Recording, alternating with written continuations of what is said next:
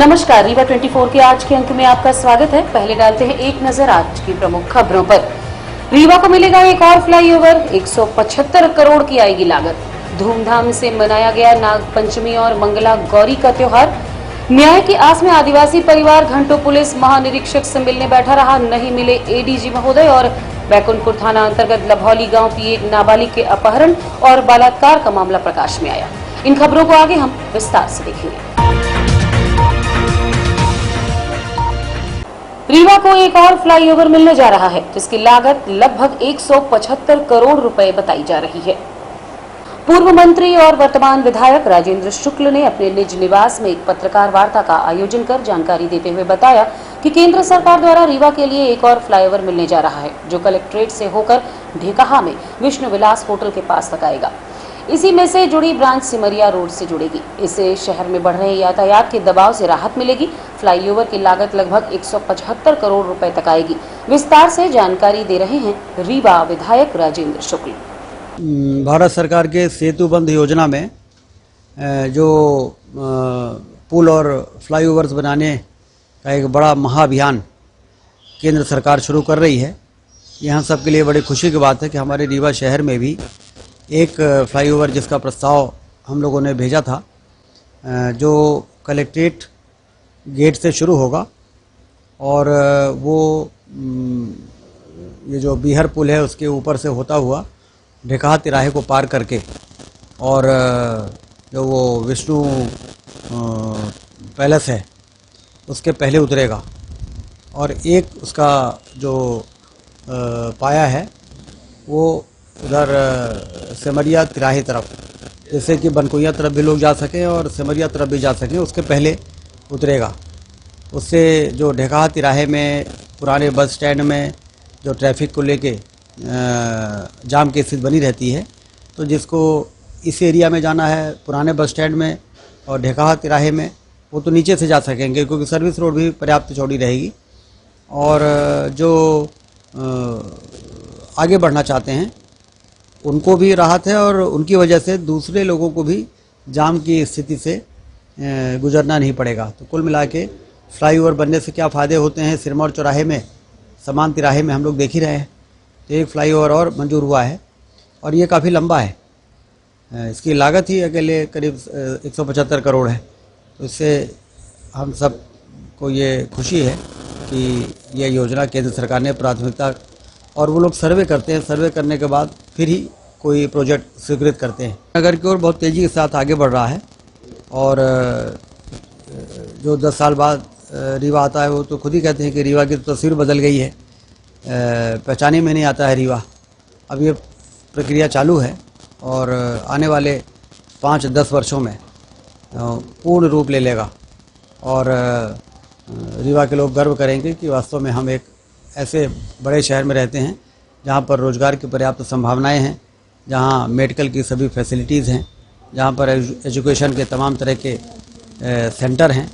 और यही युवाओं की आवश्यकता है कि उनको शिक्षा के सारे केंद्र मिल जाएं, उनको कोचिंग सेंटर मिल जाएं, फिर उनको रोज़गार के अवसर भी मिल जाएं। तो ये युवाओं की जो आवश्यकता है। न्याय की आस, आदिवासी परिवार पुलिस महानिरीक्षक कार्यालय के सामने घंटों धरने पर बैठा रहा, लेकिन एडीजी नहीं मिले। बैकुंठपुर थाना अंतर्गत बिढ़ौआ गांव में एक आदिवासी युवक की बेरहमी से हत्या कर दी गई थी और लाश को देवी मंदिर में फेंक दिया गया था। मृतक का नाम दिव्यांश कोल था। ये मामला काफी समय तक चर्चा में रहा, लेकिन बाद में ठंडे बस्ते पर चला गया। मृतक के परिजनों का कहना है कि दिव्यांश की हत्या रामलाल प्रजापति को दोषी बनाया गया है, जबकि जिस तरह से हत्या हुई है ऐसे में साफ दिखता है कि अकेले ये हत्या नहीं की जा सकती। लेकिन थाना प्रभारी राजकुमार मिश्रा ने रिपोर्ट लिखने में और अन्य आरोपियों को बचा लिया। दिव्यांश के पिता ने बताया कि एडीजी से फोन पर बात की तो उन्होंने कहा कि मिलने आओ, और जब मिलने के लिए पहुंचे तो पता चला कि वो कहीं और चले गए। बाद में एसपी साहब मिलने आए और कहा कि मैं उनका प्रतिनिधि हूं, आप बात कर लीजिए। अब सवाल ये उठता है कि जब एडीजी महोदय ने पीड़ितों को मिलने का समय दिया था तो सामने क्यों नहीं आए? क्या कारण है कि पुलिस इस मामले से दूर हो रही है? इस संबंध में हमने मृतक दिव्यांश के परिजनों से बात की। भाई मांगे ये हैं कि जब ये रामलाल प्रजापति ने इस लड़के की हत्या किया तो हमने थाना प्रभारी से बात किया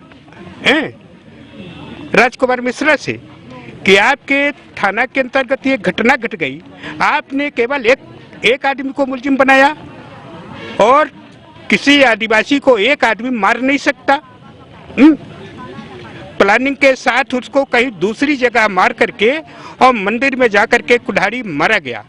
उन्होंने कहा कि जब हमने परिवार के लोगों से मिला, रामलाल के अलावा उन्होंने किसी का नाम नहीं लिया। इनका कहना है कि जब हमने रामलाल का नाम लिया था, उसी के साथ रामलाल का सहयोग करने वाले अपराधी का साथ देने वाले और मेरे लड़के के हत्या में शामिल लोगों का नाम हम उस समय लिए थे। लेकिन इनका कहना है कि हमने नाम लिया था अपराधियों का। उनका कहना है कि इन लोगों ने नाम नहीं बताया था। हमने राजकुमार मिश्रा से भी बात किया हूँ कि भाई आपके क्षेत्र में ये घटना घट गई, एक आदिवासी और किसी आदिवासी को, पत्रकार जी आप सामने हो, मैं आपको एक कुल्हाड़ी मारूं या आप हमको मारो, तो हर हालत पर हम या तो आप स्थान छोड़ के भाग जाएंगे या तो आप मारेंगे तो हम भाग जाएंगे। हम स्थिर नहीं रह सकते वहीं पर। हम चाहते हैं कि ये जिन लोग जो अपराध में शामिल थे, उन लोगों को 302 के अपराध में शामिल किया जाए और ऐसे टीआई को बर्खास्त किया जाए कि जिससे दूसरी बार इस प्रकार की घटना गरीबों के साथ घटे तो गरीबों को न्याय मिले।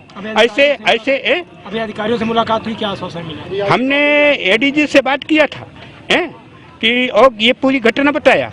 उन्होंने कहा कि मैं बैठा हूँ, ऑफिस में आ जाओ। और ये लोग वहाँ विवेकानंद पार्क में थे, इनको बुलाया और एडीजी ने हमको बुलाया। मेरे आते आते वो चले गए। और ये जो एडिशनल एसपी हैं, ये गायत्री जी, उप पुलिस अधीक्षक, इन्होंने कहा हम प्रतिनिधि के रूप में हैं। हमने प्रतिनिधि के रूप में हैं तो कहा कि हमको भेजे हैं। भेजे क्या, हमसे तो बात हो गई एडीजी साहब से, उन्होंने उपस्थित रहने के लिए बोला, फिर आपको प्रतिनिधि कैसे बना दिए? ये तो प्रश्न ठीक नहीं लगता, संतोषजनक बात नहीं है। इसलिए एडीजी साहब आ जाए या तो एडीजी साहब से हम फिर बात कर। ये अकेले एक अपराधी का काम नहीं है, इसमें 5-6 अपराधी हैं। इतनी बड़ी घटना है जो कि अकेले बस की बात नहीं है। एक अपराधी, क्या नाम अपराधियों को आप जानते हैं जो ये घटना की है? हाँ जानते हैं। कैसे शंका हुई आप? हमको ऐसी शंका हुई कि इन्होंने हमारे घर सुबह आए, घटना के बाद घटना के पहले 2 दिन आए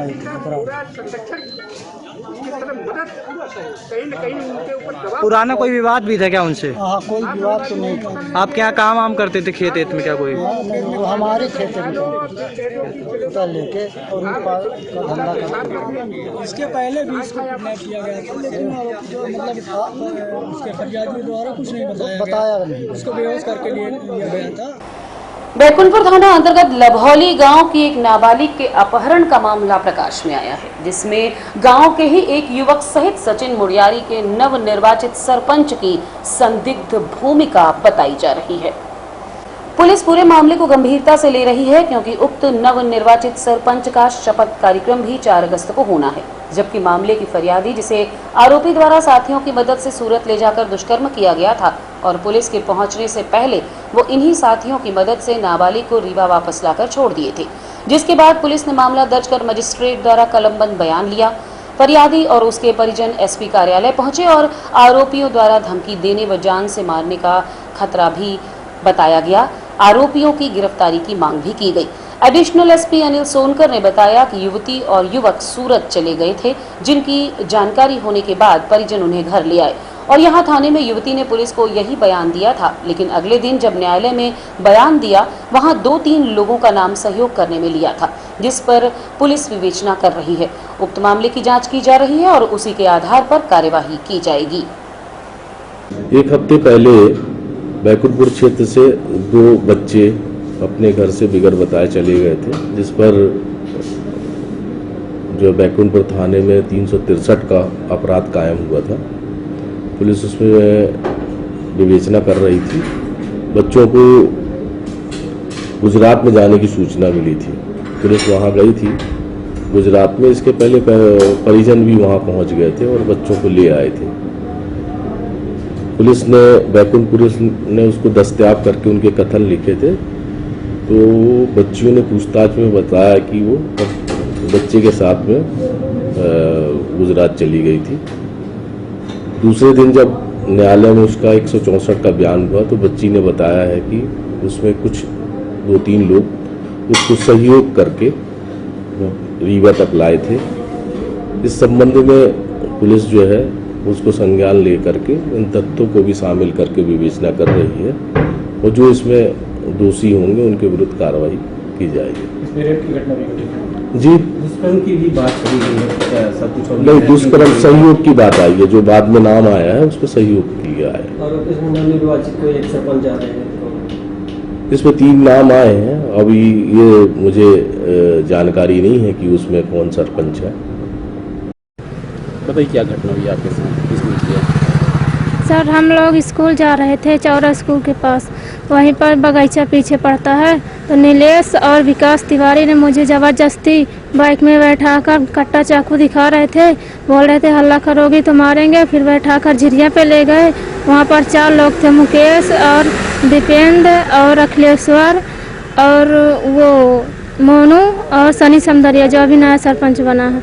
ये हमें 4-5 लोग बैठाकर गाड़ी में ही बोलेरो से नहीं ले गए थे वहाँ नवानी बस स्टैंड। वहाँ से मुझे सूरत वाली बस पे बैठाकर फिर मुझे सूरत ले गए। वहाँ पर मुझे 5 दिन बंद करके रखा गया वो किराए के घर लेकर।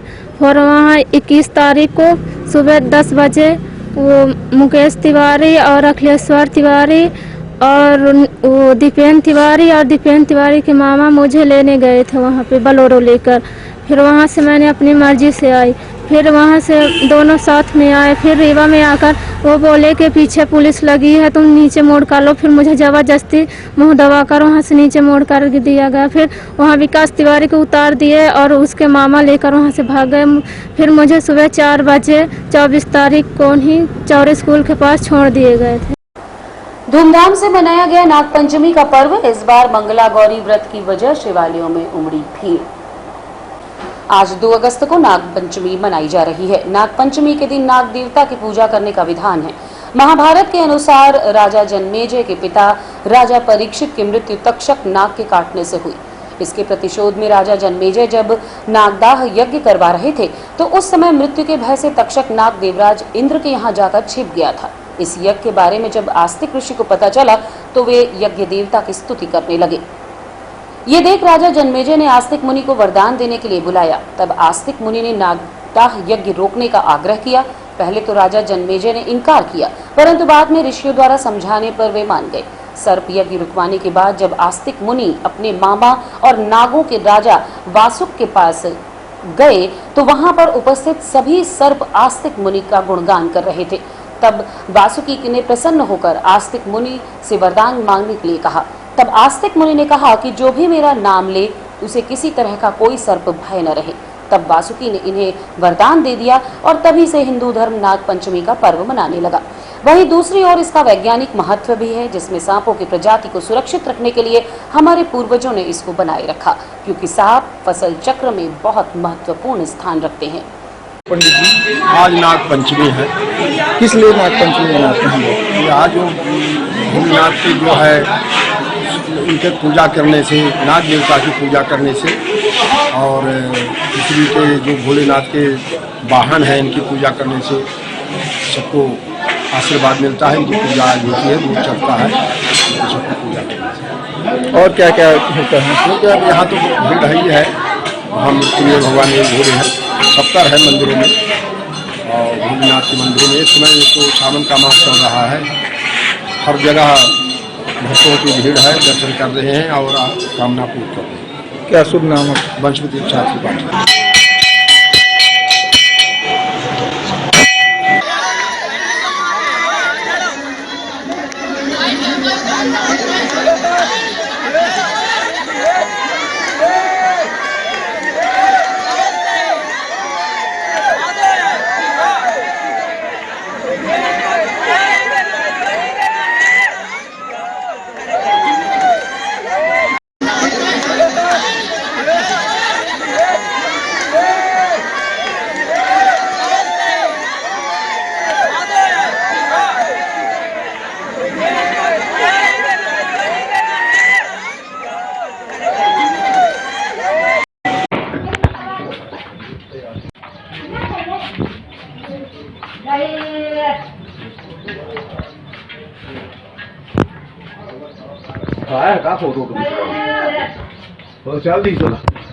नागपंचमी के शुभ अवसर पर शासकीय आयुर्वेद महाविद्यालय में चरक संहिता का पाठ किया गया और जन जागरूकता रैली भी निकाली गई। चरक एक महर्षि एवं आयुर्वेद विशारद के रूप में विख्यात है। वे कुषाण राज्य के राजवैद्य थे। इनके द्वारा रचित चरक संहिता एक प्रसिद्ध आयुर्वेद ग्रंथ है। इसमें रोगनाशक एवं रोग निरोधक दवाओं का उल्लेख है तथा सोना, चांदी, लोहा, पारा आदि धातुओं के भस्म एवं उनके उपयोग का वर्णन मिलता है। आचार्य चरक ने आचार्य अग्निवेश के अग्निवेश तंत्र में कुछ स्थान तथा अध्याय जोड़कर इसे नया रूप दिया, जिसे आज चरक संहिता के नाम से जाना जाता है। 300-200 ईस्वी पूर्व लगभग आयुर्वेद के आचार्य महर्षि चरक की गणना भारतीय औषधि विज्ञान के मूल प्रवर्तकों में होती है। चरक की शिक्षा तक्षशिला में हुई। इनका रचा हुआ ग्रंथ चरक संहिता आज भी वैदिक का अद्वितीय ग्रंथ माना गया है। इसी कड़ी में आज नागपंचमी के शुभ अवसर पर चरक संहिता के जनक आचार्य चरक की जयंती मनाई गई और चरक संहिता का पाठ किया गया। इसके अलावा जन जागरूकता रैली निकालकर कोठी कंपाउंड स्थित मनकामेश्वर मंदिर में भगवान शिव की पूजा की गई। इस बारे में आयुर्वेद कॉलेज के डीन डॉक्टर दीपक कुलश्रेष्ठ ने जानकारी देते हुए बताया। हमारे महाविद्यालय में आज नागपंचमी के दिन महर्षि चरक, जो आयुर्वेद के बहुत बड़े विद्वान या महर्षि आप बोल सकते हैं, प्रणेता तो नहीं कर सकते, चरक जो हमारे सबसे मुख्य ग्रंथ है चरक संहिता, वो उनके द्वारा लिखित है। ये ऐसा माना गया है कि वो नागवंश के थे, तो नागपंचमी के दिन उनका प्रादुर्भाव दिवस मनाते हुए, उनकी जन्म तिथि आज के दिन मानते हुए हम लोग नागपंचमी के दिन चरक जयंती का आयोजन प्रतिवर्ष हमारे महाविद्यालय में छात्र छात्रा एवं पूरे परिवार के द्वारा इस प्रकार से किया जाता है। इसमें आज छात्रों ने चरक संहिता, जो हमारा मुख्य ग्रंथ है आयुर्वेद का, उसका पाठ रखा गया है। अभी पूजा अर्चना हुई, पूजा के बाद में अभी पाठ चल रहा है। पाठ के बाद में महाविद्यालय प्रसाद वितरण होगा। प्रसाद वितरण के बाद में एक छात्र छात्राओं के द्वारा एक जन जागरूकता रैली, जिसको हम शोभा यात्रा भी कह सकते हैं, ये विभिन्न मार्गों के शहर से होते हुए और कोठी कंपाउंड के शंकर जी के मंदिर पर समाप्त होगी, जो कि एक सावन का महीना भी चल रहा है, तो शंकर जी के मंदिर पर इसको समाप्त करेंगे और वहाँ पर जाके ये पूर्ण कार्यक्रम होगा। तो आचार्य चरक जो है, उसमें जो अध्याय दिए हुए हैं उसमें सारी चीज़ें हैं। उसके अंदर द्रव्य गुण भी है, उसके अंदर मेडिसिन भी है, उसके अंदर सर्जरी भी है। तो इतना विस्तृत ग्रंथ है, जो लगभग आज से 3000 साल पुराना ग्रंथ है, जो आचार्य चरक के द्वारा लिखा गया है, और उसकी जयंती आज हम लोग मनाते हैं।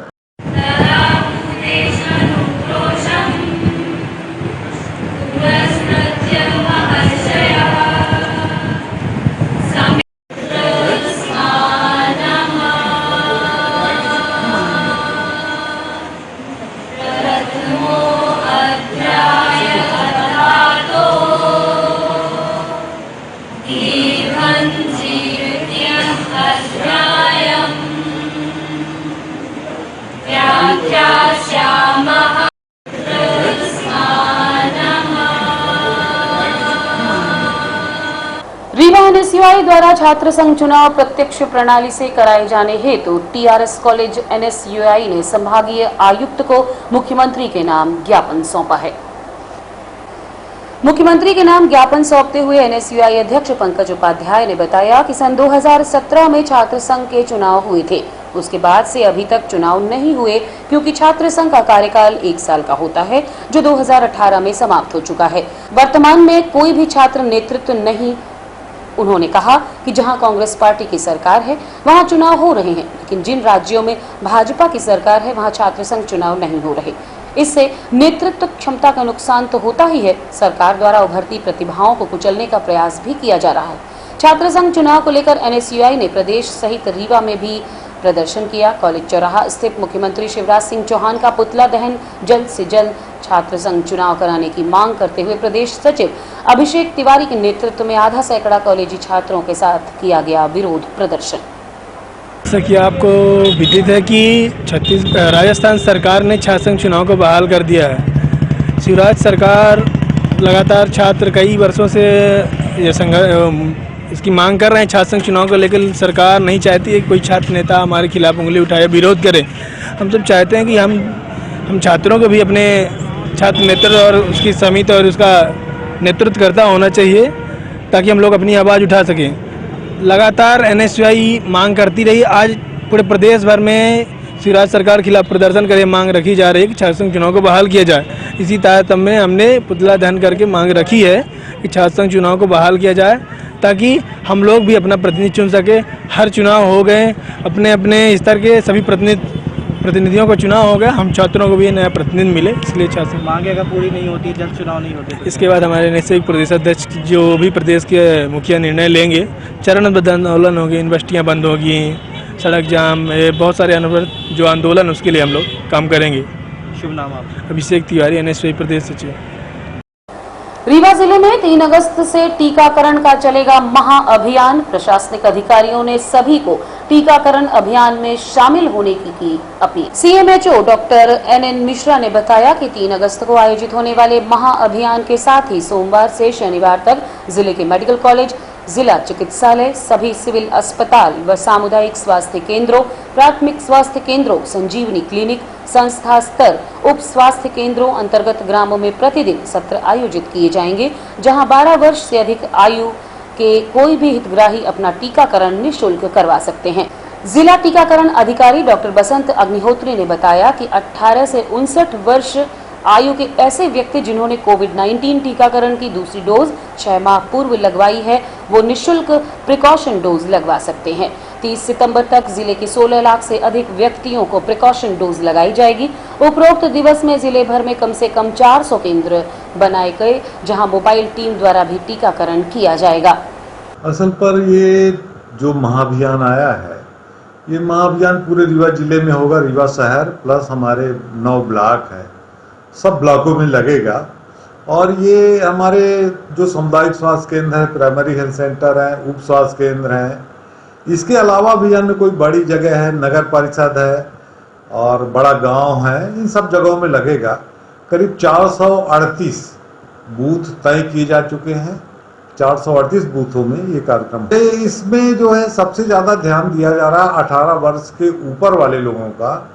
इसमें प्रिकॉशन डोज, थर्ड डोज, जिनको पहला दूसरा लग चुका है, उनको तीसरा डोज लगाने के लिए शासन द्वारा आदेशित है। इन केस अगर किसी को सेकंड डोज नहीं लगा रह गया है तो उनको सेकंड डोज भी हम लगा देंगे, ये भी करेंगे। और कोई भी आए, उसमें तो किसी को बंदिश ही नहीं है। पब्लिक का कोई आदमी आए, कहीं भी आए, हम उसको लगाएंगे। सभी के लिए है ये। महज ये नहीं कि संस्था में लगा तो सिर्फ संस्था के लिए है, ऐसा कतई नहीं, कोई भी आदमी आके लगवा सकता है। 27 जुलाई से कोविड वैक्सीन महाअभियान प्रारंभ हुआ है, जिसमें हर 10 दिन में महाअभियान हमारे जिले में चलाया जाएगा। हमारे जिले का पूरे मध्य प्रदेश में चला जाएगा गवर्नमेंट ऑफ इंडिया की तरफ से, जिसमें जैसे कोविड के केस अभी थोड़े बढ़ने लगे हैं, तो उसको देखते हुए प्रिकॉशन डोज पे बहुत ज़्यादा जोर दिया जा रहा है गवर्नमेंट ऑफ इंडिया की तरफ से कि हर व्यक्ति को कम से कम बूस्टर या प्रिकॉशन डोज लग जाए। अभी तक ये था कि प्राइवेट हॉस्पिटल में FLW जो फ्रंटलाइन वर्कर हैं, हेल्थ केयर वर्कर हैं और जो 60 साल के ऊपर है, सिर्फ उनको ही बूस्टर और प्रिकॉशन डोज दिया गया था। लेकिन 27 जुलाई से अब 18 साल के ऊपर का हर व्यक्ति बूस्टर डोज लगवा सकता है। इसी के लिए 27 जुलाई को हमारे जिले में एक महाअभियान किया गया था। आगे अब 3 अगस्त कल रीवा जिले में, रीवा के सभी ब्लॉकों में प्लस रीवा शहरी क्षेत्र में करीब 40 से 45 सेंटर हर ब्लॉक में बनाए गए हैं और सभी व्यक्ति जो 18 साल के ऊपर हैं, जिनका सेकंड डोज लगा हुआ है, वो बूस्टर डोज के लिए अपने नज़दीकी स्वास्थ्य केंद्र में जाके टीका लगवा सकते हैं। मेरी सभी से यही अपील है कि ज़्यादा से ज़्यादा अपने नज़दीकी केंद्र में जाएं और बूस्टर डोज अवश्य लगवाएं। और रुकेंगे एक छोटे से विराम के लिए। देखते रहिए रीवा 24 न्यूज। हड्डी जोड़ एवं रीढ़ रोग तथा स्त्री रोग एवं प्रसूति रोग का इलाज एक ही छत के नीचे।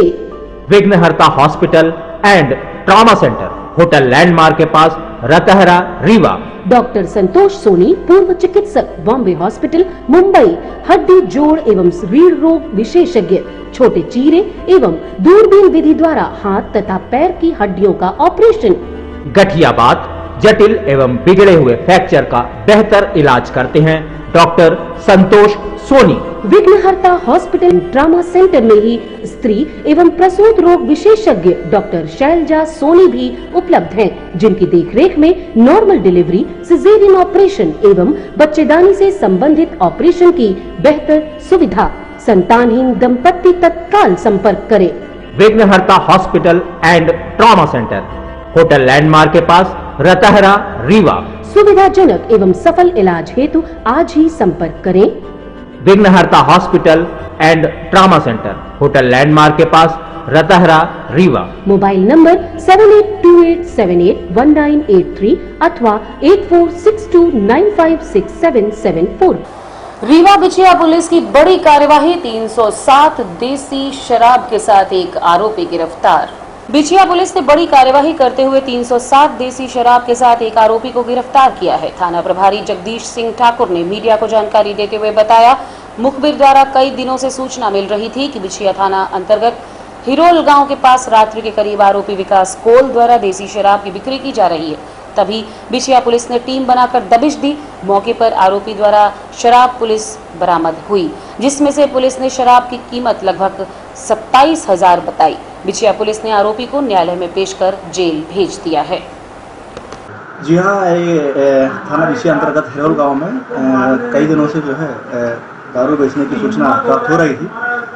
इसी तारतम्य में दिनांक 31 की रात्रि को जो है मुखबिर द्वारा सूचना प्राप्त हुई कि एक व्यक्ति जो है भारी मात्रा में अपने घर में शराब बेचने हेतु छुपा कर रखा हुआ है। मुखबिर सूचना पर टीम गठित कर जो है रवाना हुए और दौरान जो है उसके घर में दबिश दी गई तो एक व्यक्ति मिला जिसका नाम पता पूछने पर अपना नाम जो है विकास कोल पिता छोटेलाल कोल बताया। उससे पूछताछ की गई तो पूछताछ में उसने दारू रखना कबूल किया और उसी के ही बताए अनुसार उसके घर में दबिश दी गई, जहां से जो है लगभग देसी शराब जो है 300 पाव के आसपास बरामद हुई है और उसे आरोपी को गिरफ्तार कर न्यायालय पेश किया गया है। तो कितनी कीमत होगी दारू की? कीमती करीब जो है 27,000 के आसपास है और उसे जो है जब्त कर कब्जे पुलिस लिया गया है। आज की खबरों में बस इतना ही। नई खबरों के साथ कल होंगे पुनः उपस्थित। अब दीजिए इजाजत, नमस्कार।